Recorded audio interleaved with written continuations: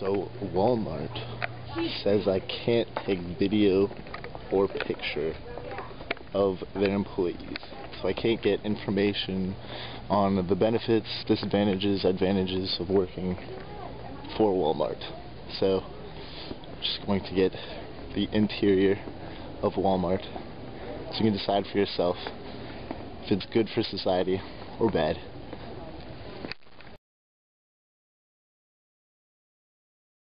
I think it's interesting that I happen to be a union person, but I think that Walmart is an example of American capitalism and American democracy. People don't have to shop at Walmart. There are lots of choices in this country. Walmart offers a product, and they offer a product to thousands of people, and they've obviously been successful because they continue to grow, and they continue to be able to market and produce, provide goods to people that they want to buy. And there's always a Kmart, which is comparable to Walmart. There are lots of other stores that are comparable, so it's not as if in smaller places they don't have a choice.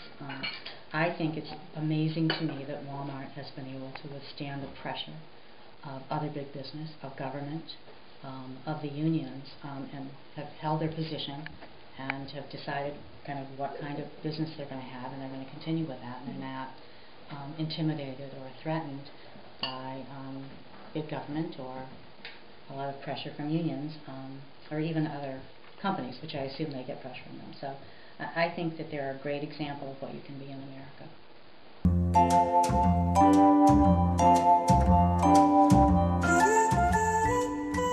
Does Walmart positively influence the United States economy, or is it a negative influence? Some people say it is a positive influence on the economy because it provides low prices for goods for the middle class.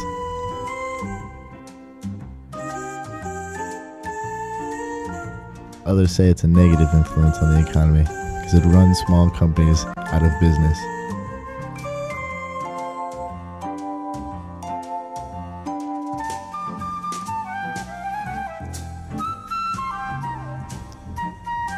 In some small towns where they don't have the advantage of living in a rural area, some people need places like Walmart in order to find goods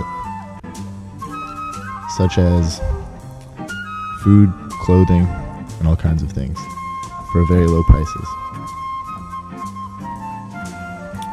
Now the middle class can live like the wealthy upper class does in these rural areas, because Walmart provides things like incredibly cheap televisions, computers, and all types of goods that are more expensive in rural areas.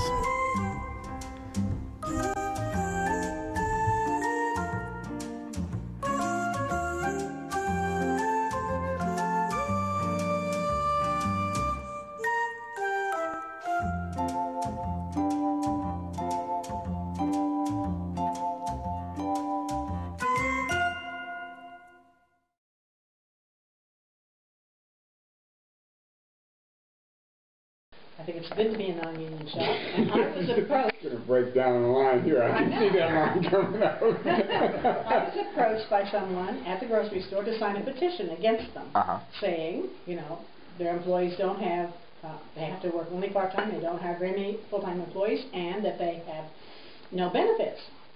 And my comment is, the prices are low because of that very practice.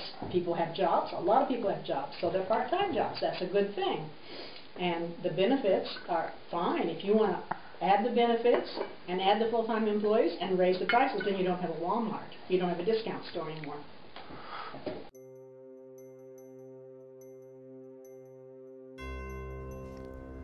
Walmart comes into small towns and has been known to run the companies out of business. When there's no more businesses around, if they were to pack up and move out, then those small towns would be doubly screwed because there would be no retail.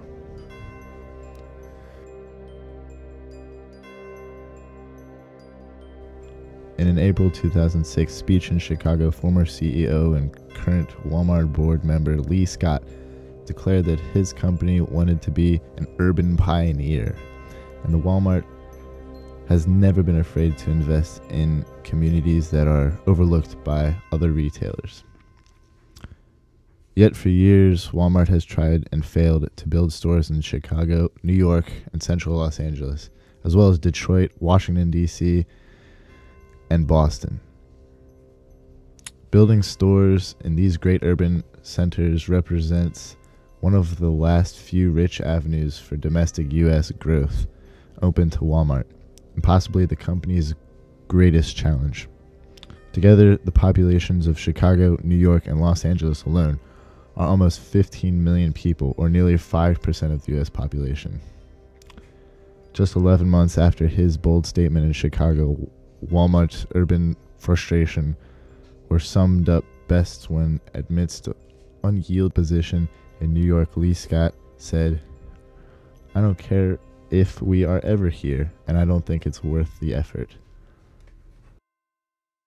I don't think that they're wholly unethical, but I think there are some issues concerning their business practices that draw question to certain ethical questions concerning the economy as well as their employees. And you had mentioned the fact that they're a non-union shop and whatnot.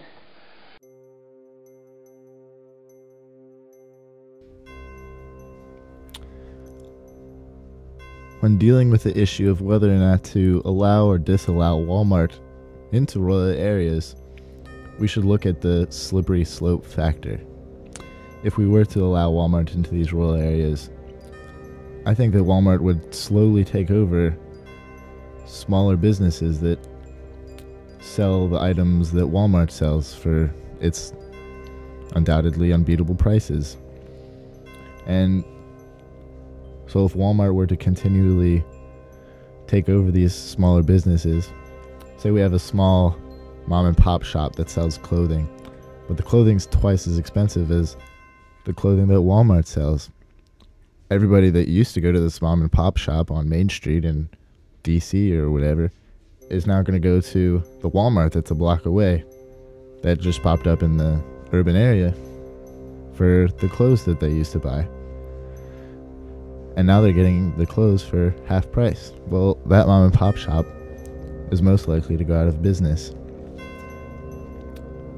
Therefore, Walmart, again, would be doing the same thing it'd be doing in non-rural areas, except in a rural area where we need the majority of shops.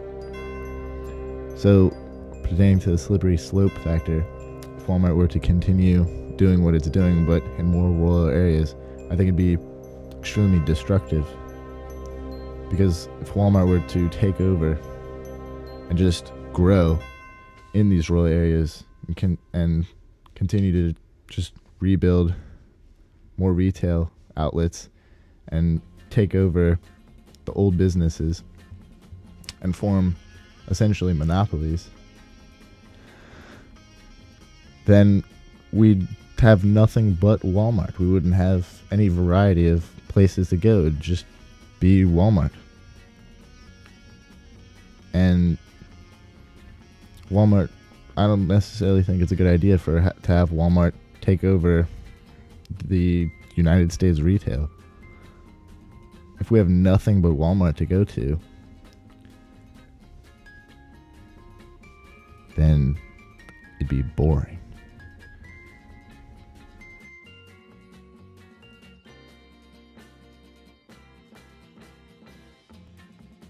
I think the big head honchos of the Walmarts, they think of and they push their business ethics to benefit the most for themselves, not necessarily giving back to the United States, the economy, the employees.